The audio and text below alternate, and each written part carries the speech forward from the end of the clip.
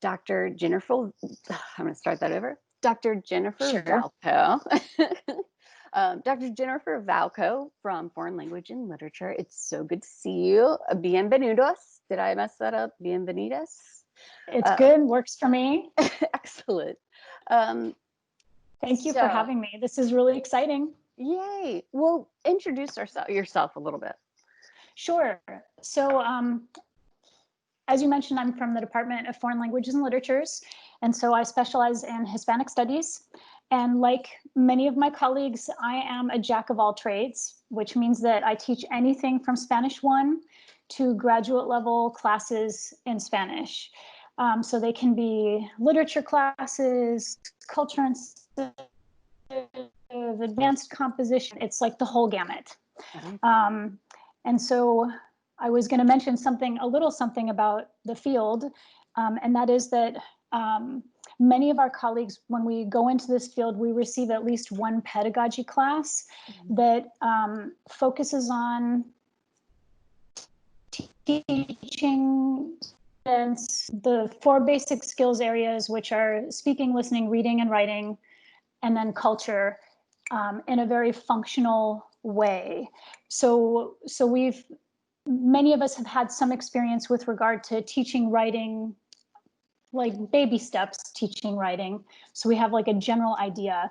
The other thing that I wanted to mention with regard to students, no matter what level they are, and even if they're native speakers, sometimes what they will end up focusing on, rather than thinking about audience or purpose or genre or text type or the content, which is really important, they'll be worried more about grammar than anything else. And so the big challenge for us is, okay, so how can we help them to create with this language, create new original communication with the language is sort of our biggest challenge. And so I love pedagogy. Going to WAC Academy has been wonderful. I participated in both the first one and the Advanced Academy last summer. And I think that for me, it's been a great opportunity to review, reflect, learn new things. So this is why I'm like excited to be here. Oh, thank you. Yeah, and the Advanced WAC Academy focuses on, or it has previously focused on transfer.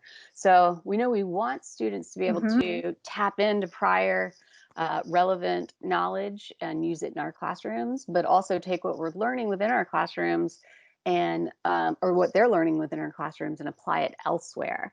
And it's important because we know that they need guidance through this, that it doesn't necessarily happen most of the time on its own. And I know that you've done a lot in your courses related to transfer, so making implicit knowledge explicit for students, scaffolding writing instruction. We talk a lot about chunking. Sure. uh, Yeah. and then also encouraging students or engaging them in a rhetorical remix kind of thing. So could you tell us a little bit more about how you teach for transfer within your courses? Sure. Well, I'm going to mention something that first I have sort of a small lead in, because there are some things that I hadn't really thought about, and that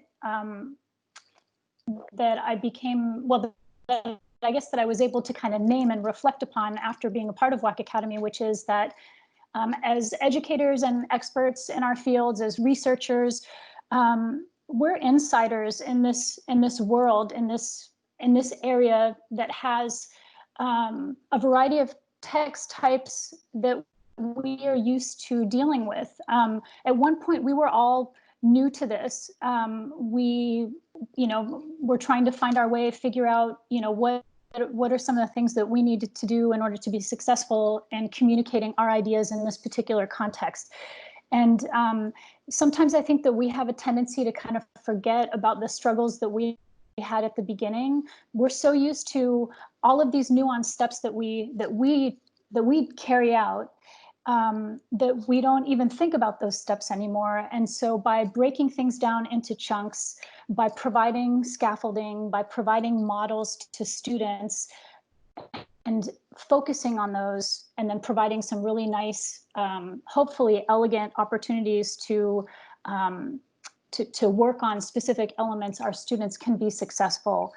But in terms of my classes, the types of things that I like to do, as you had mentioned, transfer, right, is really important. And our students do arrive in our classes with a wealth of knowledge. They've had a variety of different types of writing experiences, probably from, the elementary level all the way through high school and then through the beginning years of college, depending on which type of course we're dealing with.